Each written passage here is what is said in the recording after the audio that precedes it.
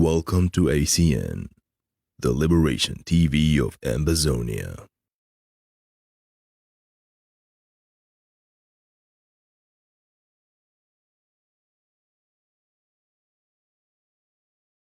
Ambazonia Defense Forces, the vanguards of the Ambazonia War of Independence.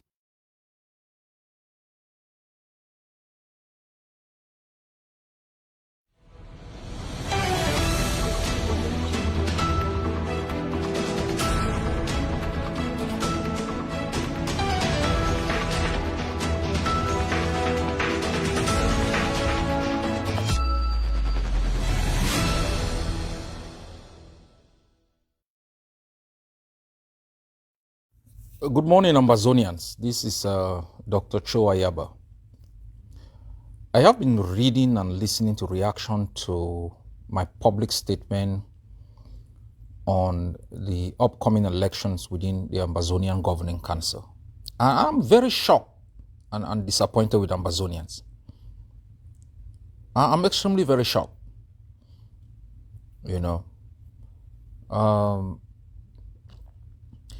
In Ambazonia, there are thousands of CHO AYABAs. Yeah. And they will never emerge if we don't give the opportunity for contest. I came in to being president of AGovC through an election. If there was no election, I wouldn't have ever emerged. I would have been doing my activism in the background, and my abilities as a leader wouldn't have ever, been given the opportunity to manifest.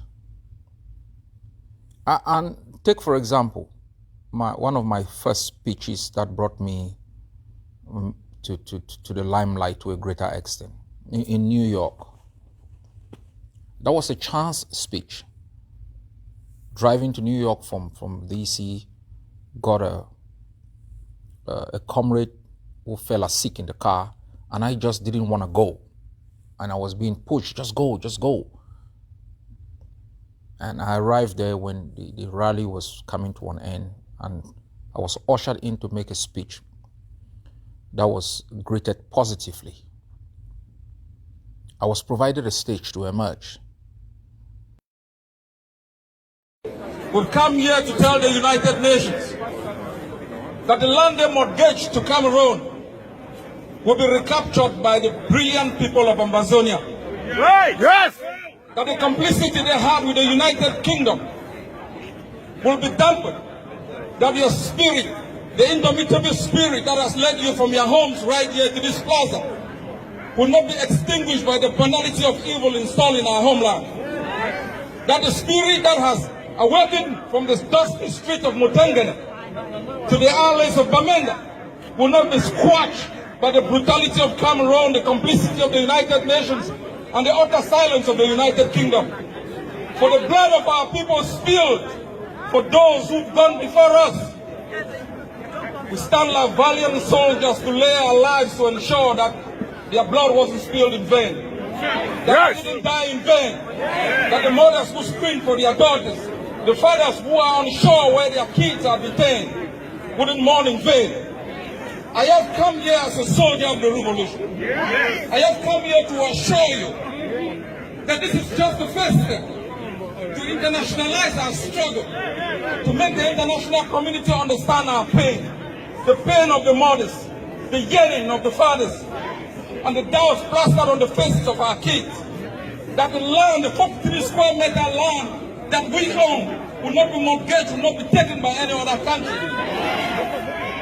That we are ready, that we will fight block by block, neighborhood by neighborhood, until the day, as the last speaker said, we will be able to install a government in Boya, a government for the Ambazonians, a government by the Ambazonians, that is going to speak for us, fight for us, make treaties for us. We are not going to allow an alien dominating power from Yaoundé to decide our future, decide the curriculum of our education, decide which language we speak in our courts. And if the lawyer said no, right from here in New York, we send a message to Yaoundé that we are ready for the gendarmes to be and all the evil spirits that they've installed in our homeland. That we will give our life for a free Ambazonia. That if this country was built on the blood of people from distant places, we are ready as soldiers of the revolution to make sure that one day, just one day, we have a homeland to call our own. A place to dwell in peace. A place where we as a people can decide our destiny. You've just got started. It's a long journey. Liberation is not a walk in the park. And I want you to be ready. Do not believe soothsayers who say you are just going to have it on a platter of gold. It's going to be a hard struggle. But the footprints you leave here today will be followed by those after us. They will know we were here. They will know we fought for them. They will know we died for them. They will know we did our part. And so they will use the same rope map to be able to inhabit a free country. If that's the only thing we can give our children, let's do it for Mother Ambazonia.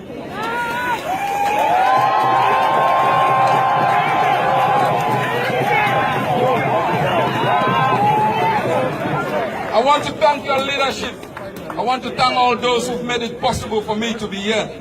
Together as a people, we will fight together, go to jail together, so one day we may be free together. Come on.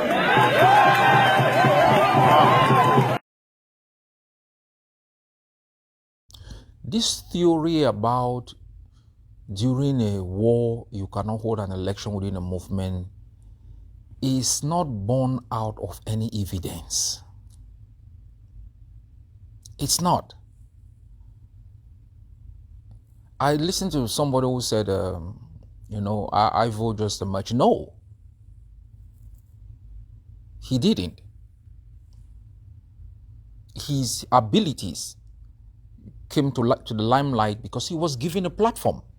We made Ivo the deputy commander, and he immediately, demonstrated his ability as a great fighter. He didn't just shoot out from nowhere. There is a structure within the War Council of the Ambazonian Governing Council that states clearly how generals are appointed. It's through recommendation from the rank and file. And then they are appointed.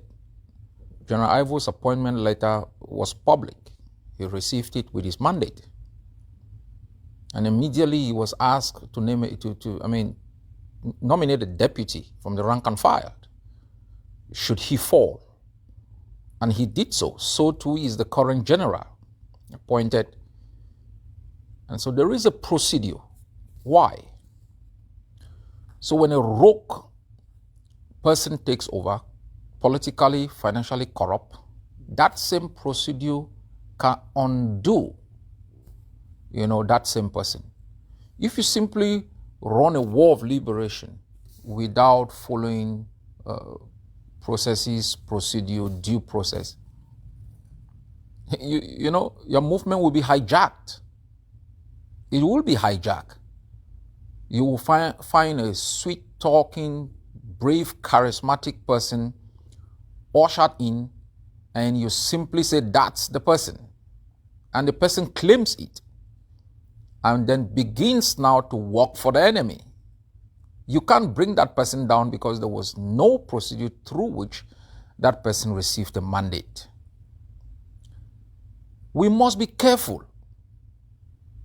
I understand your fears and worries. No, they are brave Ambazonians out there. If given the mandate within the AGovC, the AGovC will guide those people to be brave. My every word, every policy is the policy of the AGovC. It's not an AYABA policy. I'm just like the leader. I take what is designed by the organization as the chief executive officer. I implement and along the way scrutinize. It's a collective effort. I might stand out there as the Messi or the Ronaldo, but without the team, it can't work. They are the people who mobilize finances. They are the people who make sure things happen. You know, you cannot run a liberation struggle with leaders who are not elected. No movement does that. I don't know which movement you think. Mandela was not the leader of the ANC. ANC had a charter. Mandela was a face of defiance, a symbol of the pain of the black people. He then received a mandate after jail to be able to stand as president. We sat by and allowed Africa adopt these same practices when post-independence leaders dismantled multi-party system in the name of coercion in fighting the domestic challenges and the external foes. They used that system to build an autocratic political dispensation that became corrupt and murderous, and there was no way to remove them. We didn't put them there in the first place. Heroes become villains. We've seen it in this revolution. Believe in procedures and processes. Somebody said, what if a weaker person emerges from the background? It wouldn't take long before his or her weaknesses are exposed. And if they cannot conduct themselves, if let's say entire people who vote the leader of the AGovC are bribed to put in somebody that works for La Republic, the AGovC will be rejected by the Amazonian people. Even if it's a movement with its members who have the right to vote, it will be rejected by the Amazonian people. So the leadership of the AGovC cannot be hijacked. I was elected with a promise to jumpstart the actual liberation process, move it from the stage of rhetoric, and hope and promises to actual action. And I think by God's grace and with the support of Amazonian people and the members of the AGovC, we have reached that stage. I will be asking for another 4-year mandate to stabilize, to take us to the place where there is stability within the body politics of the liberation struggle, where there are no more kidnappings, extortion, where leadership is embraced, where what will be left would simply be recognition. Since we cannot recognize ourselves, we'll be in the hands of others. But the mandate that I will be seeking will make sure the standing of Amazonia within the international system is unquestionable, and that the stability of the liberation process is unquestionable. You don't need to be afraid. You have defeated La Republique. You cannot say to yourself, because we are in a liberation struggle, there will be no accountability.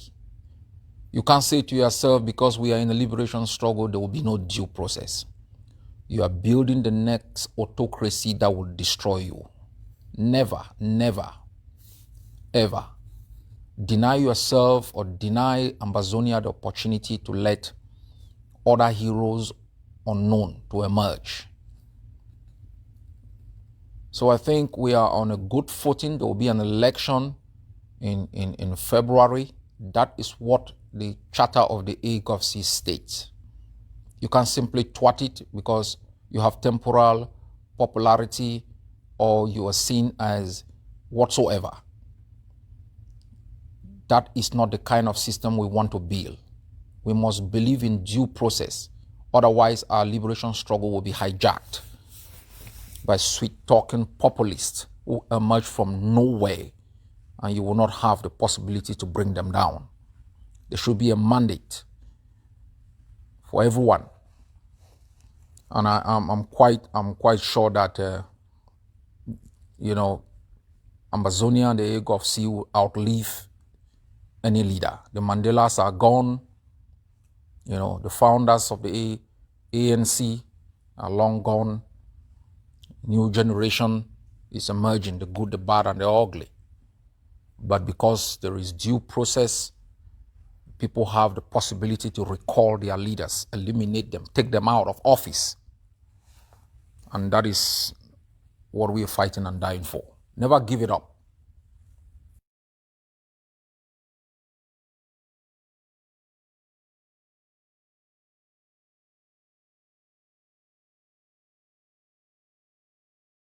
Ambazonia Defense Forces, the vanguards of the Ambazonia War of Independence.